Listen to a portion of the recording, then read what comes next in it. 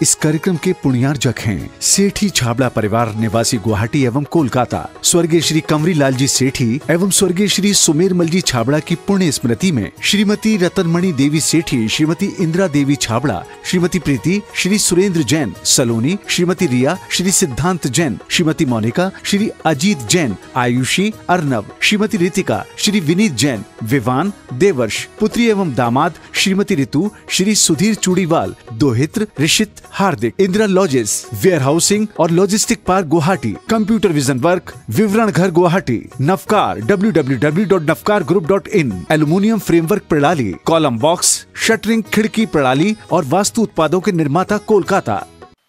इंद्रधनुष के स्थिर रंगों को और तितली के स्थिर रंगों को समझने में हमें कोई तकलीफ नहीं होती है, क्योंकि रंग में स्थिरता है। किंतु गिरगिट के रंग समझने में बड़ी तकलीफ होती है, परेशानियां उठानी पड़ती है, समस्याएं आती हैं, क्योंकि वो झट से रंग बदलता है। ठीक वैसे ही मन के सतत बदलते रंगों को समझने में हमें तो क्या, अच्छे अच्छे साधक भी धोखा खा जाते हैं, नहीं समझ पाते हैं, क्योंकि मन की अस्थिरता है। मंदिर में आए तो कुछ और, दुकान जाए तो कुछ और, अपनों के साथ बैठे तो कुछ और, गैरों के साथ में बैठे तो कुछ और। पता नहीं कितने कितने रूप से रूपायित होता है, कितने रंगों से रंगा जाता है, यह समझ में नहीं आता। हम ही अपने मन को समझ नहीं पाते हैं, औरों के मन को समझने की बात तो बहुत दूर है। तन को संभाल कर रखना फिर भी सरल है, लेकिन मन को बड़ा कठिन, पल पल में बदल जाता है। कभी क्रोधी, कभी मानी, कभी मायावी, कभी लोभी हो जाता है। देखो शूर्पणखा का पद्म पुराण में उदाहरण आया है। कुछ क्षण पहले अपने पुत्र के विरह में रो रही थी, लेकिन जब रामचंद्र जी और श्री लक्ष्मण के सौंदर्य को देखा तो वह सुंदर रूप में इतनी आकर्षित होगी कि राग रंग के उस व्यामोह में आकर के उसका मन ही बदल जाता है, पुत्र का विरह भूल जाती है। क्या संसार की दशाएं हैं, क्या मन की चालबाजी है। इसीलिए आचार्य देव कहते हैं कि तुम अपने मन को काबू करो, नियंत्रण करो। कैसे करें? उसको जिनवाणी की साकल से बांध दो, जिन वचनों की रस्सी से बांध करके रखो, इससे उसको बंधन भी नहीं लगेगा। अनुशासित होकर के आनंद के साथ में अपने गंतव्य तक पहुंच सकता है। माना कि बंधन अच्छा नहीं लगता, लेकिन यह वह बंधन नहीं है। ये तो निर्बंध होने के लिए, अपने स्वतंत्र सत्ता को समझने के लिए जिन वाणी का बंधन है, नियम, संकल्प और संयम का बंधन है। अगर इसका उल्लंघन कर लेता है तो ठीक वैसी ही स्थिति होती है जैसे कि सीता जी ने लक्ष्मण रेखा का उल्लंघन किया तो हरण हो गया, रावण से उसका हरण हो गया। ठीक उसी प्रकार से मेरा भी, हम सबका भी अगर रक्षण रेखा का उल्लंघन हो गया, कौन सी रेखा? रक्षण रेखा। उसने लक्ष्मण रेखा का उल्लंघन किया था। अगर जीव रक्षण रेखा का उल्लंघन कर ले, उसका मरण निश्चित है। उसका हरण हुआ था, यहाँ मरण हो जाएगा, और हुआ ही है। आज तक अनंतों बार मरण हुआ है, भ्रमण हुआ है। जीवन मरण के इस काल चक्र में इस जीव ने बहुत दुख उठाया है। हम सब साक्षी हैं इस बात के, क्योंकि यहाँ पर आज भी बैठे हुए हैं, सिद्धों के परिवार में नहीं गए हैं, अनंत सिद्धों के समूह में हम विराजित नहीं हैं। इससे स्पष्ट है कि आज तक हमने जो कुछ भी किया है, कुछ तो ऐसा गलत किया है जो हमारे स्वरूप को प्रकट नहीं होने देता। चलते हैं आज पुनः इस गाथा पर कुंद कुंद स्वामी के माध्यम से हम समझने का प्रयास करते हैं कि योगी के साथ रहकर योगी बनो या न बनो, पर कम से कम भोगी तो न बनो, भोगी न बनो, विपरीत मत चलो। उनके साथ में आगे चलो ना चलो कोई बात नहीं, ठहर जाओ, लेकिन विपरीत मार्ग में न चलो। कहा था ना, विपरीत दिशा में चलना बहुत खतरनाक है, न चलने की अपेक्षा से। शत्रु को मित्र मान लेना बहुत खतरनाक है। भले मित्र न बनाओ चलेगा, लेकिन शत्रु को मित्र मत बनाओ। मत जानो चलेगा, लेकिन उल्टा जानोगे तो भटक जाओगे, दुख पाओगे। और आज तक यही हो रहा है। काम तो कर रहे हैं लेकिन विपरीत काम कर रहे हैं। जिससे कोई और दुखी हो ऐसा नहीं, हम खुद ही दुखी होते हैं, हम खुद ही अपने आप को दुखी करते हैं। और कोई दुखी कर ले, कोई ऐसी बात कह दे तो हमें चुभ जाती है, हम उसके ऊपर गुस्सा हो जाते हैं कि तुमने हमारे लिए ऐसा कह दिया। लेकिन खुद के लिए ही हम हमेशा क्या कर रहे हैं सोचना है। तुम सिर्फ माँ नहीं हो, तुम सिर्फ पिता नहीं हो, तुम आत्मा हो। जो हो सच में उसको समझते ही नहीं, जानते ही नहीं, विश्वास ही नहीं होता। रोज आचार्य भगवान कहते हैं किसने नाम दिया है तुम्हें, किसने नाम दिया है। अगर कोई गुरु नाम दे दे शरीर का तो अहोभाग्य समझते हैं, गुरु ने नाम दिया हमारे बच्चे को, हमको गुरु ने नाम दिया है, अहोभाग्य सौभाग्य है हमारा, बड़भागी है हम। लेकिन सोचो, कुंद कुंद महाराज घोषणा करते हैं, अहो चेतन तेरा नाम तो भगवंतों ने यहाँ पर घोषित किया है, भगवंतों ने घोषित किया है, अनंत अनंत तीर्थंकर भगवंतों ने घोषित किया है। और तेरा नाम तो है आत्मा। कितना प्यारा नाम है तेरा। आप लोग अ से चाहते हैं ना नाम, लो भगवान ने तो ऐसे ही रखा है ताकि सबसे पहले क्लास में आप बैठ सको। हाँ, कितना अच्छा नाम रखा, आत्मा। बिल्कुल शुरू में ही बैठोगे, बैठे कई बार क्लास में, शुरू में भी बैठ गए, आगे भी बैठ गए, लेकिन सो व्हाट, क्या होना है उससे, कुछ नहीं। सिद्धालय में जाकर के बैठते तो कुछ हाँ बात थी, विशेष बात थी। नाम चाहे कुछ भी धरा दो, अरहंत भी नाम रख दो, लेकिन अरहंत न बन पाए, एक भी अपने शत्रु का, अंतरंग शत्रु का हनन न कर पाए तो कैसा अरहंत है। इसलिए नाम की ओर दृष्टिपात मत करो, क्योंकि नाम के अनुसार काम करता है तो वह उस नाम के स्थिरता को पाता है और धन्यवाद का पात्र बनता है। किंतु नाम के अनुसार काम न करे तो वह धिक्कार को प्राप्त होता है। आज तक यही हुआ, क्योंकि आचार्य भगवान ने कहा है कि तुमने अभी तक काम भोग और बंध की कथाएं ही सुनी हैं, वही अच्छी लगती हैं, और सुनाओ मन कहता है। लेकिन जैसे ही स्व के प्रति एकत्व और पर के प्रति विभक्त, ऐसे एकत्व विभक्त आत्मा की कथा तुमने सुनी ही नहीं, रुचि हुई ही नहीं। क्योंकि जीवन तो चल रहा है, चलने दो, पर जीवन में कोई तंत्र नहीं है, कोई सार नहीं मिल रहा है, कोई आनंद नहीं उमड़ रहा है। बस जीवन पूरा होता चला जा रहा है, खाना पीना सोना और फिर सवेरा हुआ, फिर खाना पीना कमाना और सोना, बस ये पूरी जिंदगी की रूटीन बन गई है। क्या कोई तुम्हारी जिंदगी का ऐसा सुखद क्षण आया जिस सुखद क्षणों में आपने कुछ ऐसा काम किया हो जो शाश्वत सुख को दिलाने वाला हो? ये कोई ऐसा काम याद करो। ये तो याद रखते हो कि मैंने तुम्हारा कब उपकार किया था, मैंने कब दान दिया था, कब ऐसा किया था, वैसा किया था, जो जिसमें अपनी शरीर की नाम की प्रशंसा हो, वो चीजें तो याद कर लेते हो। लेकिन वास्तव में जो शाश्वत सुख को प्राप्त कराए, ऐसा कौन सा तुमने काम किया, ये सोचो। 24 घंटे में 24 सेकंड के लिए भी क्या ये भाव आया कि ये मैं कुछ भी नहीं हूं, ये तो सब एक एक परमाणु अलग होना ही होना है।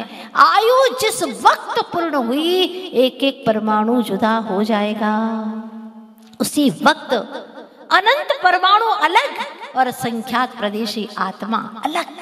बिल्कुल उसी समय, एट ए टाइम। आप कहो कितनी मिन्नतें करो, अरे आयु कर्म थोड़ा सा समय दे दो प्लीज, थोड़ा सा समय दे दो। माँ बीमार है, एक बार उनको आंखों से देख लो।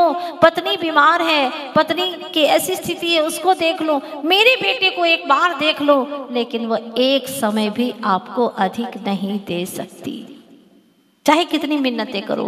मणि मंत्र तंत्र बहु होई, मरते न बचावे कोई। क्या कोट किले रखवारे, क्या जंत्र मंत्र कर हारे। चाहे कोट किले लगवा दो, जंत्र मंत्र करवा दो, लेकिन आयु पूर्ण होने पर एक भी समय 3 लोक का कोई भी शक्तिशाली व्यक्ति, यहाँ तक तीर्थंकर भगवान भी कहते हैं हम भी तुम्हें एक समय अधिक देने में समर्थ नहीं, और कौन समर्थ होगा। ये सत्य है, इस कटु सत्य को स्वीकार करो अंतर मन से, श्रद्धा से, ये ही सत्य है। ये सब मुझे छोड़ देते हैं, तन धन के साथी समझे थे, पर ये भी छोड़ कोई नहीं है। बोलते सब हैं, याद भी कर लेते हैं, लेकिन अंतरंग ये विश्वास नहीं होता कि ऐसा ही होना है, उनको फिर पकड़ पकड़ करके रखना चाहता है। जैसे जले हुए अखबार को कोई पढ़ना चाहे, कैसे पढ़ पाएगा, संभव नहीं है। ठीक उसी प्रकार से ये पर पदार्थों से सुख पाना चाहे, ये संभव ही नहीं है। आचार्य भगवान कहते हैं तू अपने मन को स्थिर कर, संकल्प सूत्र में बांध दे कि ये ही सत्य है रे मन, इस सत्य को समझ ले। वह बालक उस दिन स्कूल देर से गया, देर से पहुंचा, चिंटू नाम था उसका, और स्कूल में देर से पहुंचा। गुरुजी ने कहा क्यों देर से क्यों आए हो, बाहर खड़े हो जाओ। लेकिन गुरुजी सुनिए ना, मैं लेट क्यों हो गया, वो सुन तो लीजिए आप। हाँ सुना, क्या कहना चाहता है। वो क्या है ना, मेरी माँ ने खीर बनाई थी, तो खीर बनाने का यहाँ क्या ताल्लुक है, हाँ क्या ताल्लुक है इसका। गुरुजी सुनिए ना आगे, मेरी माँ ने खीर बनाई थी और फिर कहा कि सर के गुरुजी के घर पे दे आओ, इसीलिए आज देर हो गई। अच्छा तो मेरे घर पे देने गया था। हाँ गुरुजी देने गया था, चल अंदर आके बैठ जाओ।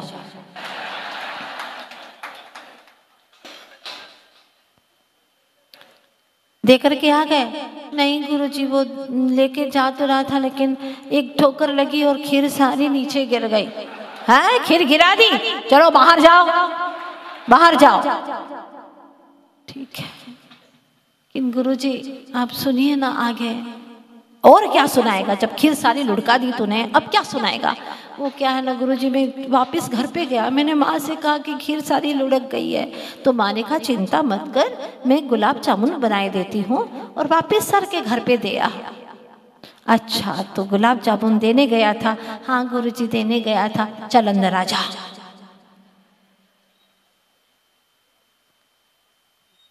देके आ गया ना। वो क्या हो गया गुरुजी कि क्या हो गया, अब और क्या बाकी है। जब गुलाब जामुन दूसरी बार बनाए तो देख करके आया कि नहीं आया। वो क्या है गुरुजी, मुझे बचपन से गुलाब जामुन बहुत पसंद है, बहुत पसंद है, तो मैं ही खुद खा गया सारे। जाओ बाहर जा करके, हाँ तुम्हें दंड मिलेगा। ये क्या हो रहा है, अंदर बाहर हो क्या रहा है, कुछ समझ में नहीं आता। आचार्य भगवान कहते हैं कि मन ऐसा ही है, क्या करें, मन की स्थिति ही ऐसी है, मन अस्थिर है। और गुरुजी ने एक उदाहरण दिया है मन की अस्थिरता का। कभी अंदर आके बैठ जा, जब अनुकूलता थी मेरे लिए देने गया था तो अंदर आ जा, और नहीं दे पाया तो चल बाहर चला जा। ये क्या बात है। आपने कभी सोचा हो, कान 2 हैं, आंखें 2 हैं, मस्तिष्क भी 2 है, अगला मस्तिष्क और पिछला मस्तिष्क, हाथ 2 हैं, पैर 2 हैं, अंगुलियां 20 हैं, दांत 32 हैं, लेकिन मन तो एक ही है। मन तो एक ही है, लेकिन वो अस्थिर है, कभी यहाँ कभी वहाँ। और अधिकांश मन की अस्थिरता में भी मन वहीं लुढ़कता है जहाँ इसकी रुचि होती है। बैठ जाता है तन से यहाँ पर, भले ही वचन से भी चुप हो जाता है, लेकिन मन की अस्थिरता बरकरार है, वो यहाँ से वहाँ घूमता रहता है। आगे क्या करना है, इसके बाद में क्या करूँगा, कहाँ कहाँ छलांग लगा करके आ जाता है, किसी को पता भी नहीं चलता कि कहाँ कहाँ घूम करके आ गए हो। काम भोग और जहाँ संबंध है, पूर्व में संबंध हो गया था, वहाँ चला जाता है। तो आचार्य देव यही कहते हैं कि कि योगी के साथ रह करके योगी न बने हो, न बन पाए कोई बात नहीं, कम से कम भोगी तो न बनो, उपयोगी बनो। अपने जीवन के पलों को उपयोगात्मक अर्थात सार्थक कर लो, कम से कम इतना तो कर लो। कई जीवन व्यतीत हो गए लेकिन अभी तक खुद को ही नहीं समझा, खुद को ही नहीं समझा कि मैं हूं कौन, असली तत्व क्या स्वरूप है मेरा। तो आचार्य बार बार एकत्व शब्द को ले रहे हैं। एतस् उलंभो, एकत्व की उपलब्धि।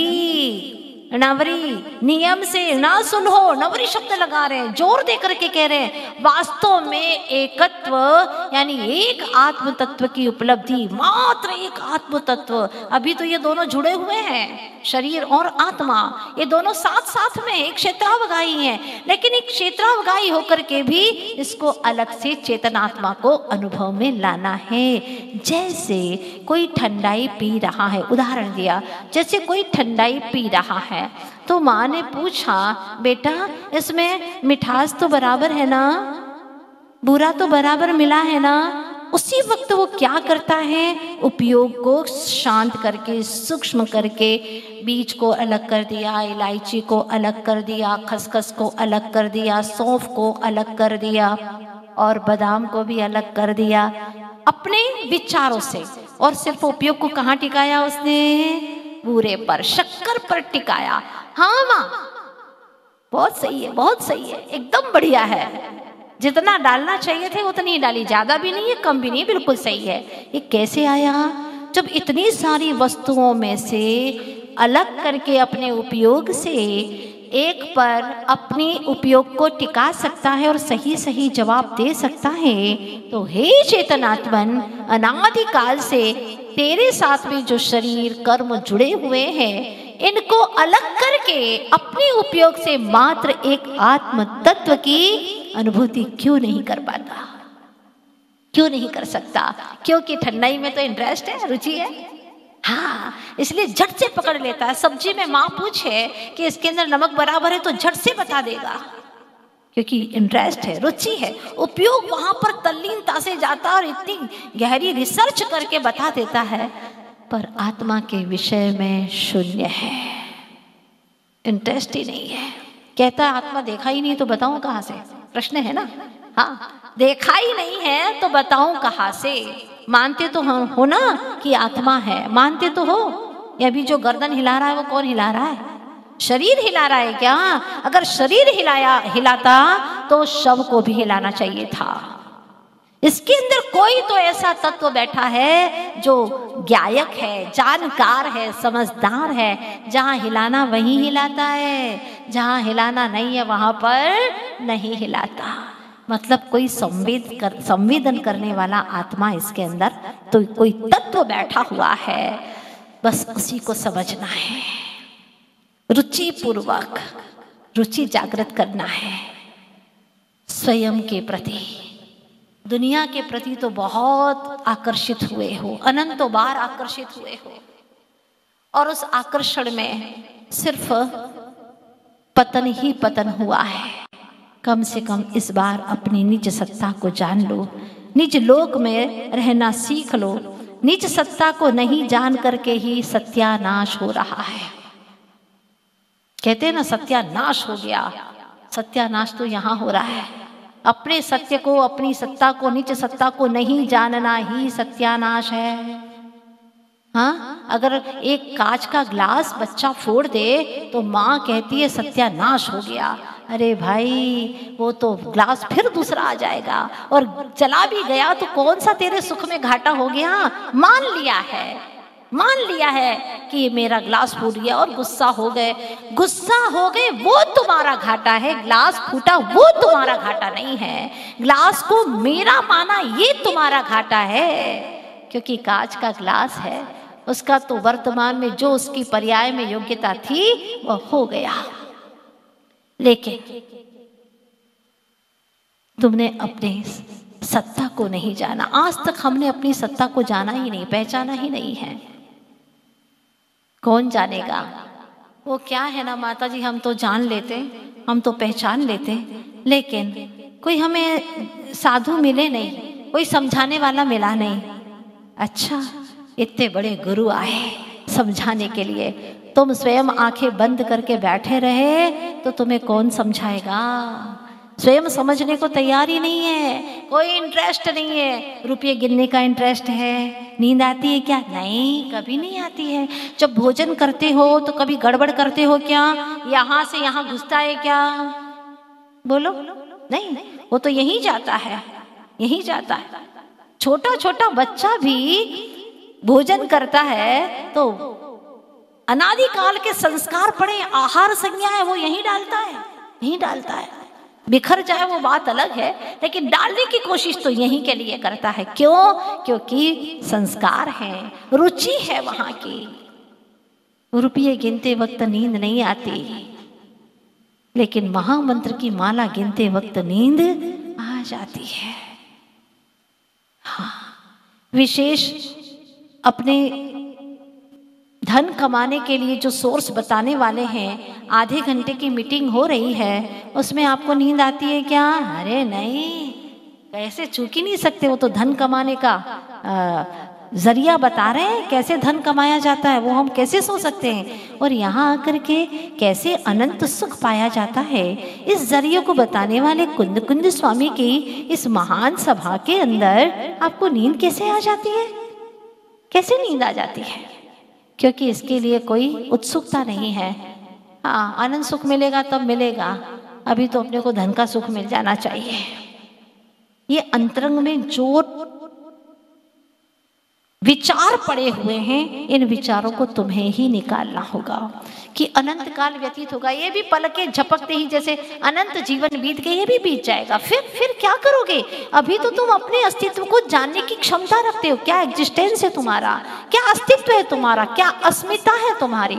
तुम अभी जानने की क्षमता रखते हो। बुद्धि बल है तुम्हारे पास में, पांचों इंद्रियां हैं, मन है, और कुछ कुछ रुचि भी उत्पन्न हो रही है, कषायों की मंदता है, और सबसे बड़ी बात देव शास्त्र और गुरु का समागम है। 5 उंगली घी में है, अभी सब कुछ श्रेष्ठतम है। शुभ मुहूर्त आया है, इस शुभ मुहूर्त में भी अपना काम नहीं करोगे तो कब करोगे? बहुत महत्वपूर्ण है, इसलिए कहा है एयत्तस् उबलंबो नवरी न सुलहो विहत्तस्। पर से विभक्त होना सुलभ नहीं है, स्व के एकत्व में रमना यह सुलभ नहीं है। और जीव कहता है क्या करूं, मैं तो सुलटना चाहता हूं, पर ये भोग ने मेरी दुर्दशा कर ली है। मैं तो बिल्कुल सुलझना चाहता हूँ, दूसरों पर आरोपित करता है कि इनकी वजह से मैं घर से नहीं निकल पाता, इनकी वजह से मुझे सम्यक दर्शन नहीं हो रहा है, हाँ, इनकी वजह से मैं जान नहीं पा रहा हूँ, स्वाध्याय का टाइम नहीं निकाल पा रहा हूँ। इस सब पर का दोषारोपण करना है। मेरी भोगों ने दुर्दशा की है, मेरी ज्ञान निधि लूट ली है, इन भोगों ने दुर्दशा की है। भोगों ने दुर्दशा की है, पर भोगों को बुलाया किसने है? निमंत्रण किसने दिया है? वृद्ध हो गया, लेकिन फिर भी भोगों की चाहत मिटी नहीं है। इमली का पेड़ बहुत पुराना हो गया है, पर उसकी खटाई तो जाती ही नहीं है, खटास में कमी नहीं आ रही है।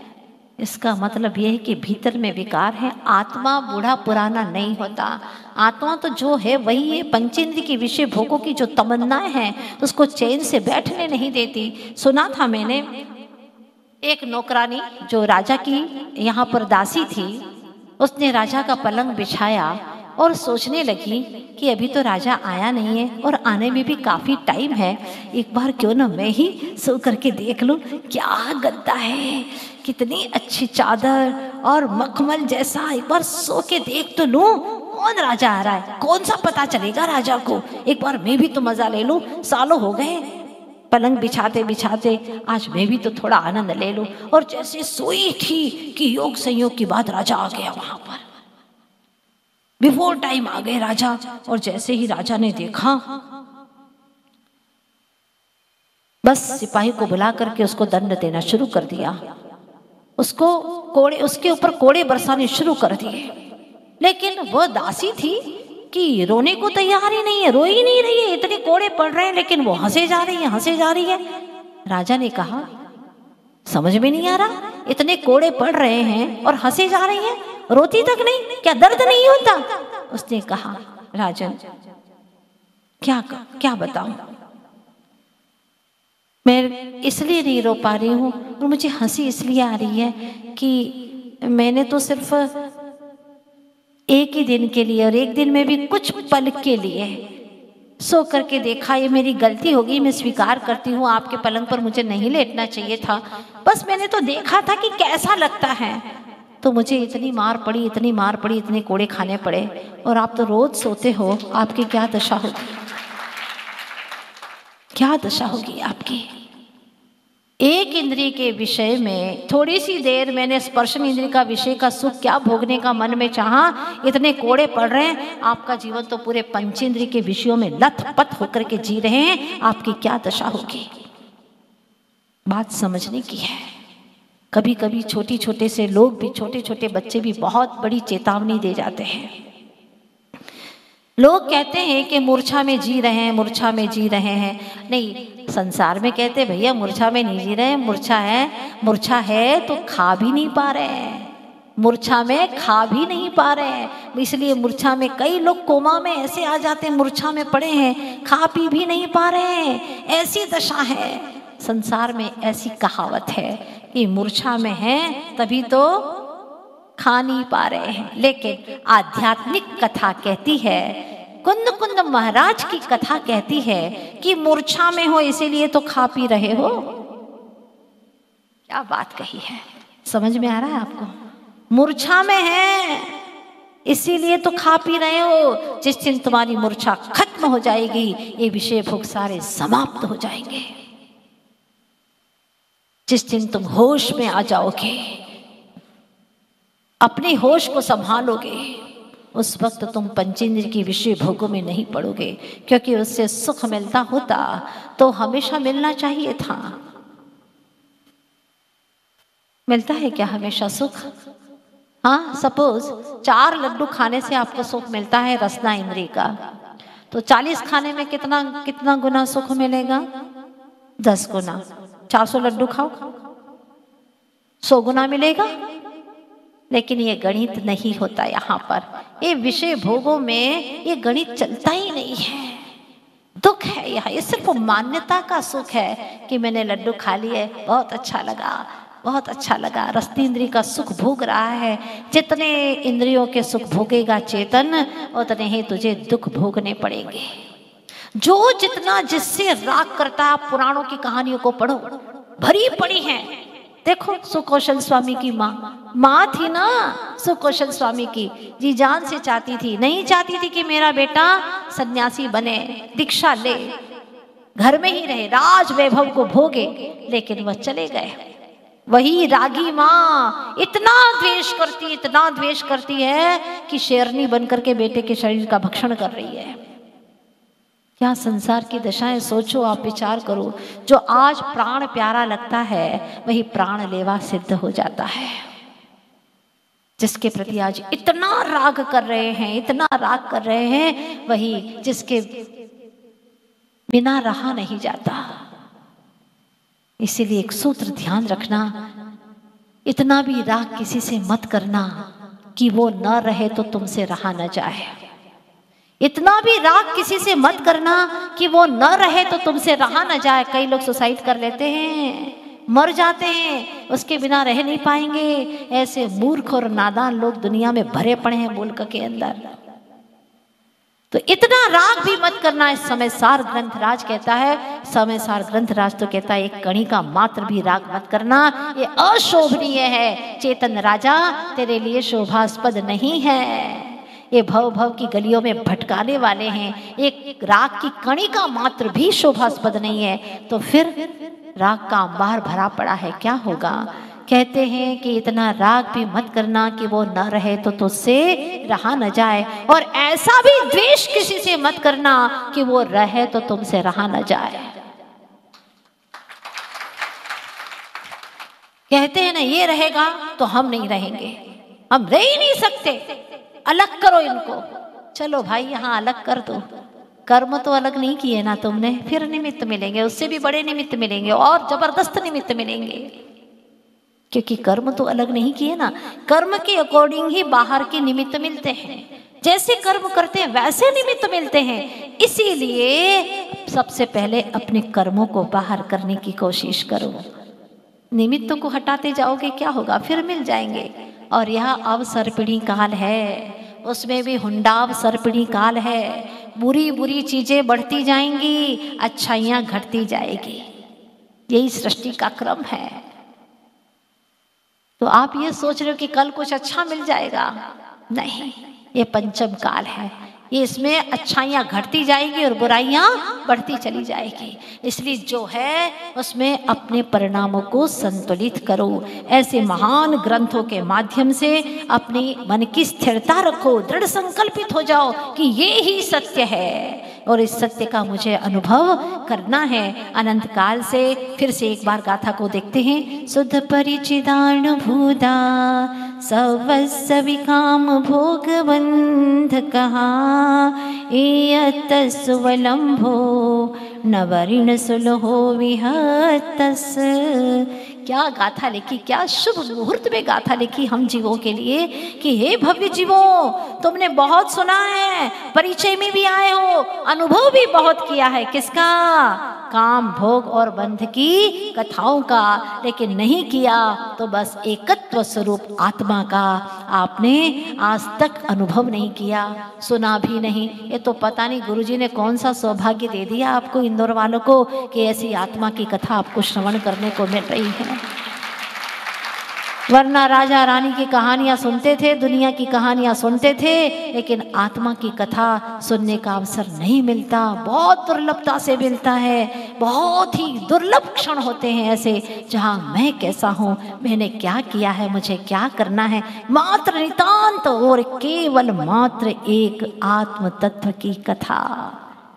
सुलभो नवरी नियम से बता रहे हैं कि यह सुलभ नहीं है।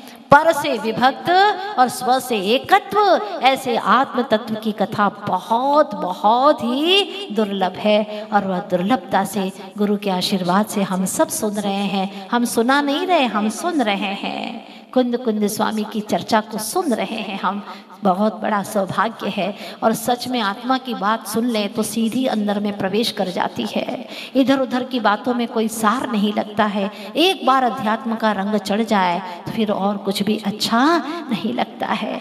बस यही भावना करती हूँ कि आप सभी को अध्यात्म का ऐसा रंग लग जाए कि दुनियादारी में कहीं मन न लगे। एक आवाज़ दूं और आप लोग सभी यहाँ पर आ जाएं। आज प्रातः काल आदिश्वर प्रभु के श्री चरणों में बैठी थी तो एक भाव बार बार आ रहा था कि तू बिना देह के भी मुझे देख सकता है। हे आत्मन, तू बिना देह के भी, बिना आँखों के भी मुझे देख सकता है, बिना कान से भी तू श्रवण कर सकता है, बिना हाथों के भी तू स्पर्श कर सकता है। तुझ में इतनी शक्ति और सामर्थ्य है, एक वो गुण है तेरे पास में जिससे ये सब की कोई आवश्यकता ही नहीं है, वो है ज्ञान। तेरे अंदर ज्ञान है और ज्ञान के पहले दर्शन भी है।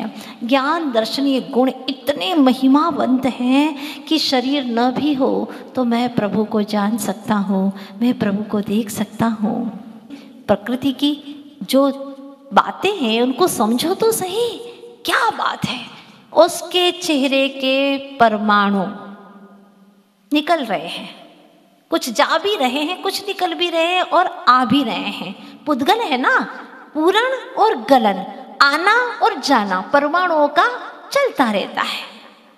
जवानी के क्षणों में ऐसा अधिकांश होता है कि जब तक शरीर अच्छा सुपुष्ट दिखता है और सौष्ठव दिखता है, अच्छे अच्छे परमाणु जा भी रहे जिससे उसका सौष्ठव बना रहे, लेकिन वृद्धावस्था में जीर्णता आती है, शीर्णता आती है। क्यों?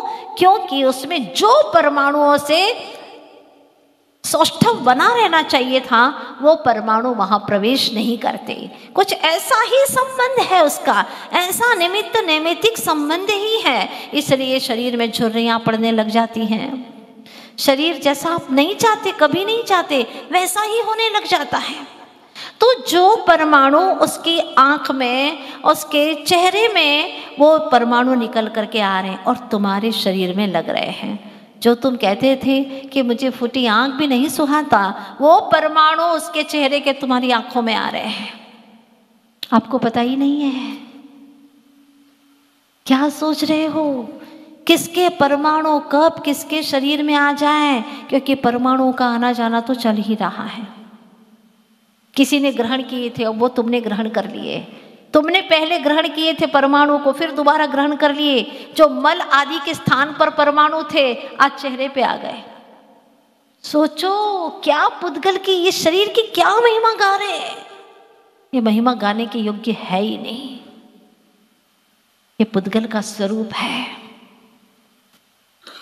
कहा है ना, आदमी का जिस्म क्या है जिस पे शैदा है जहाँ, एक मिट्टी की इमारत एक मिट्टी का मकान, गारा इसमें खून है और ईंट इसमें हड्डियाँ, चंद सांसों पर खड़ा है यह ख्याली, चंद सांसों पर खड़ा है यह ख्याली नूरोशा, जो न होती इसके ऊपर चाम की चादर मड़ी, तो फिर उसको काग कुत्ते नोचते हर हर घड़ी, नोचते हर हर घड़ी।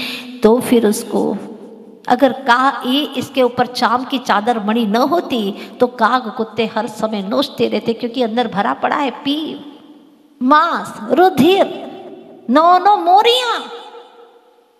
ऐसे देह करे तुम यारी, ऐसे देह से तुम प्रेम करते हो इतना कि पाप का बंध किए जा रहे हो। कैसे कैसे कर्म बांध रहे हो तुम सिर्फ रूप के पीछे, इस गंदे शरीर के पीछे। लिखते हैं आचार्य भगवान, भोगोन भुक्त्वा वयमेव भुक्त्वा, भोग को भोग रहे हो या भोग तुम्हें भोग रहे हैं। इतने रंजायमान हो गए कि पता ही नहीं चलता, पंचेंद्रिय के विषय भोगों में जीवन बीता जा रहा है, अनंत काल बीत गया और सिवा दुख के समस्याओं के कुछ हासिल नहीं हुआ। भाई एक व्यापार में जब घाटा होता है तो आप व्यापार दूसरा कर लेते हो, कब तक घाटा सहन करोगे? दूसरा व्यापार करते हैं ना, फिर उसमें घाटा लगा तो और तीसरा व्यापार करते हो, व्यापार बदलते चले जाते हो। लेकिन यहाँ पर अनादिकाल से एक ही व्यापार कर रहे हो, विषय भोगों का, पंचेंद्रिय और मन के विषयों का। बस जीवन मिला, उसी के पोषण में लग गए, उसी के पोषण में लग गए, उसी में अपना पूरी मौलिक श्वासों को खपा दिया, धड़कनों को वहीं पर समाप्त कर दिया, लेकिन अपना हित न साधा, नहीं साधा। कब साधोगे अपना हित? 5 इंद्रिय मन होते हुए ये बुद्धि मिली है, ये सब कुछ अच्छा अच्छा मिला है, फिर भी हित नहीं साधा तो कहाँ साधोगे? नरकों में जा करके, वहां पर तो अवसर है नहीं। मार काट इतनी है कि वहाँ जीवों को अवसर नहीं मिल पाता। फिर भी असंख्यात नार की सम्यक दृष्टि है वहाँ पर, और यहाँ सारी सुख सुविधाएं, फिर भी सम्यक्त्व के लिए कोई पुरुषार्थ नहीं है। तुच्छ विषयों के लिए, मिटने वाली चीजों के लिए इतबार करता है और उन्हीं को इकट्ठा करता चला जाता है। जहाँ पर आनंद का सरोवर है, जहाँ पर भेद ज्ञान है, तत्व ज्ञान है, उसके लिए समय नहीं देता। अपनी आत्मा में सुख का सागर लहरा रहा है, तनिक भी एकांत में बैठ करके अपने बारे में विचार ही नहीं करता, सोचता ही नहीं ये क्या हो गया। वही उल्टी करना, फिर वही खाना। ऐसा उदाहरण दिया, भुक्तोर्जिता मुहुर्मुहान मया सर्वेपि पुद्गला। उल्टी की फिर वही खा गए, फिर उल्टी की फिर वही खा गए। कितना बुरा लगता है ना ऐसी बात करने पर भी, कैसा आदमी है। हाँ, लेकिन आचार्य कहते हैं सब जीव ऐसे ही हैं, जो अज्ञानता में भरे पड़े हैं वही भोग, वही भोग, वही भोग, हर भाव में, हर दिन में वही भोग कर रहा है। ओहो हो, क्या हो गया? एक बार तो निज चेतन का भोग कर। अगर भोग करने की ही आदत पड़ गई है तो चेतन का भोग कर, अपने उपयोग को लगा ले। योगी के साथ में रह करके भी तू भोगी ही रहा, उपयोगी न रहा, तो तेरे योगी के साथ में रहने का औचित्य क्या है? परिणति बदलना चाहिए, परिणाम बदलना चाहिए, दृष्टि बदलना चाहिए। दृष्टि को खींच करके ला निज चेतन में, अपने उपयोग को शांत कर, निरख अपनी चेतना को। क्या गुणों का गोदाम भरा पड़ा है तुझ में, क्यों नहीं दिखता चेतन? बाहर के व्यर्थ की पुद्गल की चीजें दिखाई देती हैं जो मिटने वाली हैं, जिससे सुख नहीं मिलता, समस्याएं बढ़ती हैं, उधर तो तेरी दृष्टि जाती है। लेकिन सच में जीवों का कल्याण कैसे हो, मेरा कल्याण कैसे हो, इसके बारे में कोई विचार नहीं है। पूरे कल्प काल के अंदर 24 ऐसी आत्माएं होती हैं, 24 प्राणी ऐसे हैं कल्प काल के अंदर जिनकी हम पूजा आराधना करते हैं। अज्ञानी जीव अपनी गरीबी मिटाने की तो प्रार्थना करता है, लेकिन सारे गरीब अमीर बन जाए ऐसी प्रार्थना नहीं करता। मैं सुखी हो जाऊं ये तो प्रार्थना करता है, लेकिन कोई भी दुखी ना रहे प्रभु, सब सर्वोत्तम सुखी हो जाएं, मुझसे भी अधिक और मुझसे भी पहले सब सुखी हो जाएं, ये अंतर मन से प्रार्थना करता हूं भगवान। ऐसी प्रार्थना नहीं करते। पवित्र व्यक्ति के नहीं रहने पर भी उनकी तपस्थली पर जाते हैं तो वह स्थान हमें पवित्र ऊर्जाएं देने लगता है। ये पवित्र आत्माओं की विशेषता है। आज भी एक ऐसे ही महान आत्मा ने तपश्चर्या के लिए प्रयाण किया था, वो थे नेमिनाथ भगवान 22वें तीर्थंकर। कितना पावन दिन है, बहुत अच्छा लगता है। वो सहस्राम्र वन की याद आती है। हजारों आम के पेड़ हैं और वहीं पर नेमी कुमार चले गए हैं, हजारों आम के पेड़ों के बीच में, और स्फटिक की शिला के ऊपर नीलमणि के समान जिनका देदीप्यमान तन है, ऐसे नेमीश्वर वहां पर विराजमान हो गए। और जब ध्यानस्थ हो गए, क्या दशा थी वहां, कितने लीन हो गए अपने आप में। वही सारभूत है, बाकी सब निस्सार है। दुनिया का चिंतन सब निस्सार है, असार है। निज आत्म तत्व का चिंतन ही सार है। डूब गए, हो गई कर्मों की निर्जरा, बन गए भगवान। जब हम ये कथाएं सुनते हैं तो हमारा मन भी कहता है प्रभु मेरे जीवन की ये सारी व्यथाएं कैसे मिटे, क्योंकि मिटाने वाला कोई और नहीं है, खुद ने ही व्यथाएं बनाई हैं, तो खुद ही हम इसको हटा सकते हैं। वास्तव में व्यथाएं हैं कुछ भी नहीं, पर मान करके चलते हैं। अपने आनंद को तिरोहित करके दुख और समस्याओं में घिरा हुआ हूँ, परेशानी में पड़ा हुआ हूँ, ये निरंतर विचार करते और जितना सोचते हैं उतनी परेशानियां बढ़ती चली जाती हैं। जो करना था वो कार्य कर नहीं पाते। विषयों की आग में झुलस रहा यह प्राणी, जबकि दूसरी तरफ ज्ञान कूप भी है, ज्ञान कूप भी भरा पड़ा है, और इधर विषय भोगों की आग में झुलस रहा है। तो भाई अपने ही घर के अंदर कूप है ना, पानी से अपनी आग को बुझा ले। बुझाता नहीं है। आग में झुलसना भी अच्छा लगता है, सुनाना भी अच्छा लगता है, और कई लोग बड़े अच्छे से नमक मिर्च लगा करके अच्छी भाषा के अंदर अपने दुखों को सुनाते हैं। घंटों तक बिठाते हैं लोगों को, सुनो सुनो हमारे दुख कैसे, सुनो। बड़ा मजा आता है उसको। जब तक दिन भर में 1-2 लोगों को 4 लोगों को सुना ना दे, चैन नहीं पड़ती है। खुद तो दुखी है ही, और दुख सुना सुना करके औरों को भी दुखी करता रहता है। जबकि आचार्य भगवान कहते हैं तो सुख का सागर है, क्यों व्यर्थ में दुख की कथाएं सुनाता है। सुख की कथा सुनाना शुरू कर दे। समय सार ग्रंथ राज के माध्यम से सुख ही सुख की कथाएं चलती है, और दुख की कथाएं नहीं करूँगा, व्यर्थ की कथाएं नहीं करूँगा। और तो और छोड़ दीजिए, मंदिर में आकर के भी, भगवान के पास में भी वही संसार की कथाएं करते रहते हैं, गुरुजनों के पास में आकर के भी वही कथाएं करते रहते हैं। कितनी बार कह दो, समझा दो, लेकिन क्या करें, उनके तो मुंह में बस वही बातें आती हैं। ये हमारा ये लगता है, हमारा वो लगता है, हमारा ये ऐसा है, यही रिश्तेदारी में। कभी एक कुछ समय के लिए आत्मा की कथा भी तो करो। ये तो समझो कि मैं उनके पास में जा रहा हूँ जो स्वयं मोक्ष मार्ग पर चल रहे हैं। उनके पास में अन्य कथाएं करना वर्जित है, वर्जित है। इससे आपका भी समय जाएगा और साधु का भी समय बर्बाद करते जाओगे। अन्न का कण और साधु का क्षण कभी बर्बाद नहीं करना चाहिए। पुराने लोग कहा करते थे, अन्न का कण और साधु का क्षण कभी बर्बाद नहीं करना चाहिए। बहुत मौलिक है, इनका अनादर होता है। व्यर्थ की बातें करने से हम उनके स्वरूप को जानते ही नहीं हैं। रहने दो उनको अपने स्वभाव में। क्यों व्यर्थ की बातें करके उनके उपयोग को खींचना चाहते हो? मत खींचो, क्योंकि अनंत काल के बाद में अनन्य गुरु की कृपा से मुश्किल से उपयोग अंदर की ओर जाता है, छूता है उपयोग अपनी चेतना को, कि हाँ ये मैं चेतना हूँ। उन क्षणों में देह विसर्जित हो जाता है,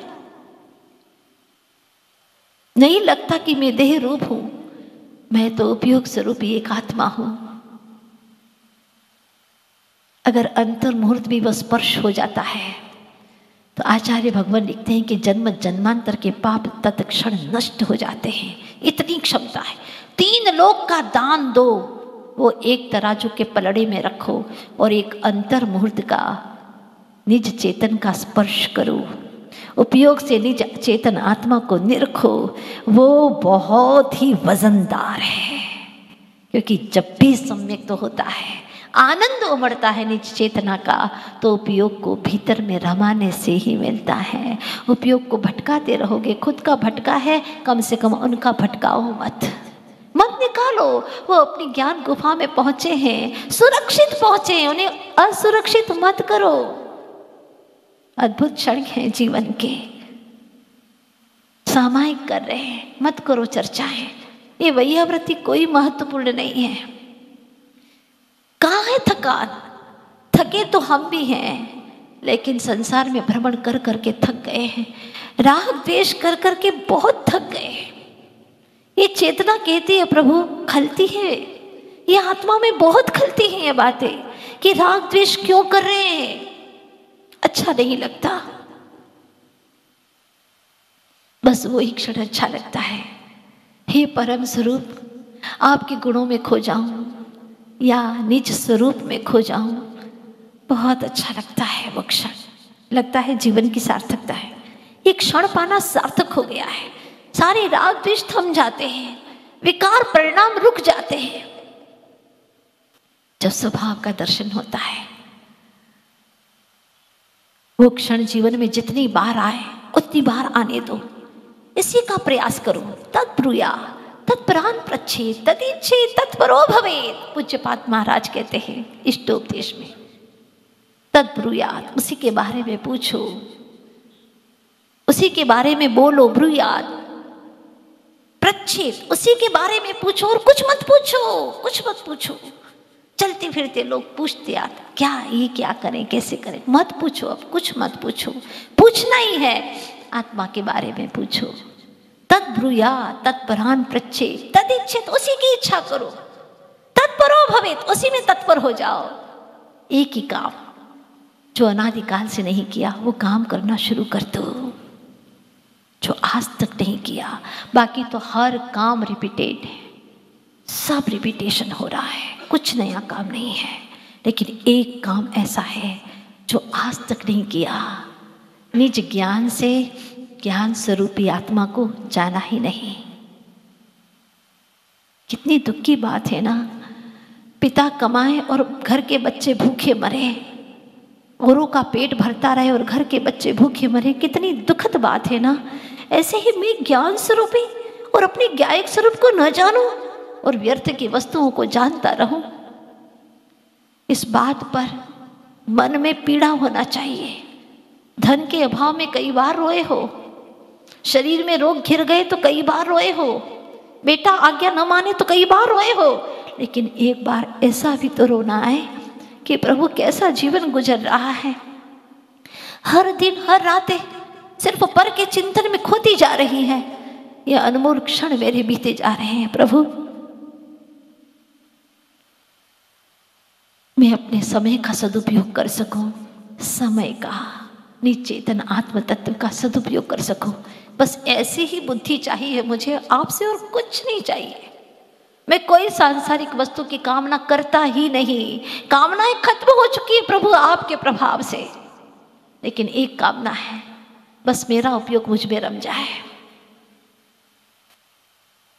इतना तो आप दे ही सकते हैं ना। आप अपने मार्ग की वस्तुएं न दोगे तो किससे मांगने जाऊं प्रभु? कौन देगा मुझे ये? वो आप ही दे सकते हैं। पर तत्व की प्रशंसा में आज तक समय खो दिया है और नर तन की जीवन की अनमोल घड़ियां बीतती चली जा रही हैं। जिसको भी मैंने चाहा वो क्षण भंगुर सारी मायाएं हैं। और जिस तन में मैं रहता हूं वह भी क्षत विक्षत काया है। अब कहिए ना, क्या चाहूं प्रभु और किससे चाहूं? इसलिए कोई चाहत नहीं है। कम से कम इतना तय करो कि अब मेरे अंदर कोई चाहत नहीं है, नहीं है, नहीं है। क्या करूं कबाड़ा इकट्ठा करके? क्या मिलेगा? उसकी सुरक्षा में पूरा समय बर्बाद चला जाएगा। और अब मैं एक एक पल को भी संवारना चाहता हूं, बर्बाद नहीं करना चाहता। मैं एक एक समय को अपने उपयोग को अपनी चेतना में लगाना चाहता हूँ। ये जो दिख रहा है वो मैं नहीं हूँ। आपने मुझे बताया, मुझे विश्वास हो गया प्रभु। तो जो मैं हूँ वहीं ठहरना चाहता हूँ। बस वहीं ठहर जाओ, उसी को देखो जो सबको देखता है, सबको देखने की क्षमता रखता है। उसको देखना चाहता हूँ, उसको जानना चाहता हूँ जो सबको जानने की क्षमता रखता है। मुझे ऐसा ही बना दो प्रभु। ये बालक आपसे और कुछ नहीं चाहता, बस इतना ही चाहता है। समय सार ग्रंथ राज में यही सार है कि उपयोग अपने ही चेतना में लग जाए। बस इतना ही काम कर रहा है। लेकिन अज्ञानी कहता है कि कैसे लगाऊं, वो तो दिखता ही नहीं। वो आत्मा तो दिखता ही नहीं, लगाऊं तो कहाँ लगाऊं? जो नहीं दिखता है उसी को तो देखना है। जो दिखता है उसको क्या देखना? जो दिख ही रहा है उसको क्या देखना? जो दिखता है उसको देखने की कामना भी नहीं होती। जो नहीं दिखता है उसी को देखने की कामना होती है। तो जो नहीं दिखा है आज तक, अनंतों बार शरीर धारण किए उसको देखने के लिए, लेकिन नहीं दिखा वो। इस बार तो मेरा दृढ़ संकल्प है प्रभु को उसको देख के ही जाऊंगा। उसको किसको? मुझको। मैं मुझको देख के ही जाऊंगा। इसके पहले जाने वाला नहीं हो। ये अवसर मिला है। तो अज्ञानी कहता है कि मुझे तो वो आत्मा दिखाई नहीं देती। दिखा दो। जैसे कि बटन दबाते ही लाइट जल जाती है, ठीक उसी प्रकार से स्पर्श करो और आत्मा दिख जाए। बताओ ऐसा कैसे? भाई बटन का भी बहुत लंबा चौड़ा संबंध है। आपने कभी सुना हो, सोचा हो इस विषय में कि जो बटन है उसका संबंध कहाँ रहता है? कटआउट से रहता है ना। कटआउट का संबंध किससे रहता है? मेन स्विच से रहता है। मेन स्विच का संबंध मीटर से रहता है और मीटर का संबंध पोल से रहता है। पोल का संबंध ट्रांसफार्मर से रहता है और उसका संबंध भी पावर स्टेशन से होता है। अब बताओ, उसका संबंध भी टरबाइन से रहता है। कितना लंबा चौड़ा संबंध है। तब कहीं यहाँ एक बटन दबाते हैं और बिजली चालू हो जाती है। क्या तेरा संबंध ऐसा परमात्मा से जुड़ा हुआ है? तेरा संबंध तो विषय भोगों से जुड़ा है, इंद्रिय और मन के विषयों से जुड़ा हुआ है, खाने पीने की वस्तुओं से जुड़ा हुआ है, शरीर को अच्छा दिखाने से जुड़ा हुआ है। सिर्फ नश्वर वस्तुओं से तेरा उपयोग जुड़ा हुआ है। तो कहाँ से लाइट जलेगी भाई? क्योंकि कनेक्शन तो है ही नहीं। कहाँ से जुड़ेगा, कहाँ से लाइट जलेगी, कहाँ से वह ज्ञान का प्रकाश तुझे मिलेगा? नहीं मिल सकता। इसीलिए तू एक अखंड आत्मा है, इसको स्वीकार कर, देख उसको, बार बार देख। कैसे देखूं? आंख बंद करूं तो अंधेरा दिखता है और खोलूं तो सारी दुनिया दिखाई देती है। कैसे देखूं? देखने का तरीका समय सार में मिलेगा। धीरे धीरे ये तरीका आपको आ रहा है कि नहीं आ रहा है? आ रहा है ना? कुछ तो आ रहा है, समझ में आ रहा है, सही मार्ग पर चल रहे हैं। आज तक संसार में भटकते भटकते सही मार्ग पर चले ही नहीं, लेकिन हे माँ जिनवाणी, आपने हमें राह दिखाई है, इस रास्ते पर चल तो तुझे तेरा स्वरूप दिखाई देगा। बस यही चाहता हूँ। और हिंदी में आचार्य भगवान ने लिखा है काम भोग विधि बंधन की कथाएं, भोगी सुनी बहुत की पर ये व्यथाएं, एकत्व की निज कथा सुखदा केली, अत्यंत दुर्लभ करो उस संग केली। अब तो मैं केली करूँगा तो निज आत्मा के संग ही करूँगा, और किसी भी के साथ में कोई केली, कोई क्रीड़ा नहीं करना। मेरा चेतना, मेरी चेतना रमेगी तो अपने आप में रमेगी, पर द्रव्यों में नहीं रमेगी। ये दृढ़ संकल्प करो, धीरे धीरे रुचि घटती चली जाएगी और 1 या 2 भव के अंदर विदेह स्वरूप सिद्धालय में आप सब विराजमान हो जाएंगे। यही सच्चा उपाय है और कोई दूसरा उपाय नहीं है।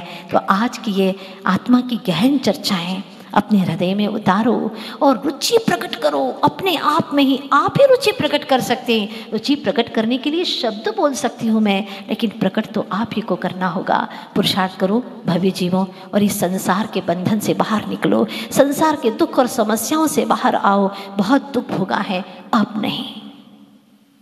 आज बहुत बड़ा और प्यारा सा दिन है।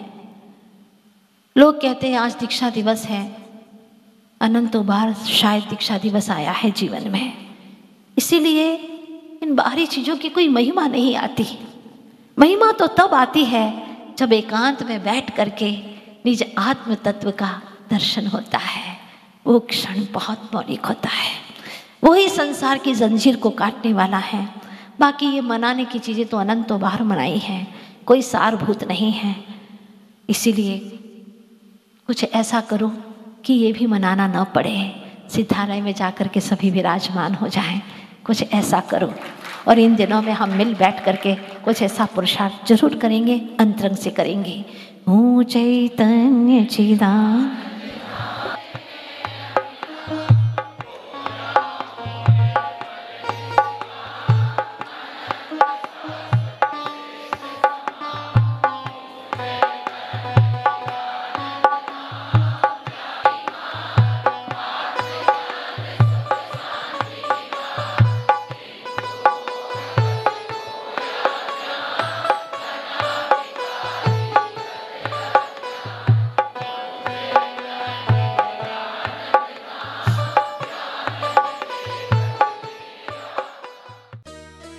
इस कार्यक्रम के पुण्यार्जक थे सेठी छाबड़ा परिवार निवासी गुवाहाटी एवं कोलकाता, स्वर्गीय श्री कंवरी लाल जी सेठी एवं स्वर्गीय श्री सुमेरमल जी छाबड़ा की पुण्य स्मृति में श्रीमती रतनमणि देवी सेठी, श्रीमती इंदिरा देवी छाबड़ा, श्रीमती प्रीति, श्री सुरेंद्र जैन सलोनी, श्रीमती रिया, श्री सिद्धांत जैन, श्रीमती मोनिका, श्री अजीत जैन, आयुषी, अर्नव, श्रीमती रितिका, श्री विनीत जैन, विवान, देवर्ष, पुत्री एवं दामाद श्रीमती ऋतु, श्री सुधीर चूड़ीवाल, दोहित्र, ऋषित, हार्दिक, इंदिरा लॉजेस, वेयर हाउसिंग और logistic park Guwahati, computer vision work, विवरण घर गुवाहाटी, नफकार www.nafkargroup.in, एल्युमिनियम फ्रेमवर्क प्रणाली, कॉलम बॉक्स, शटरिंग खिड़की प्रणाली और वास्तु उत्पादों के निर्माता कोलकाता।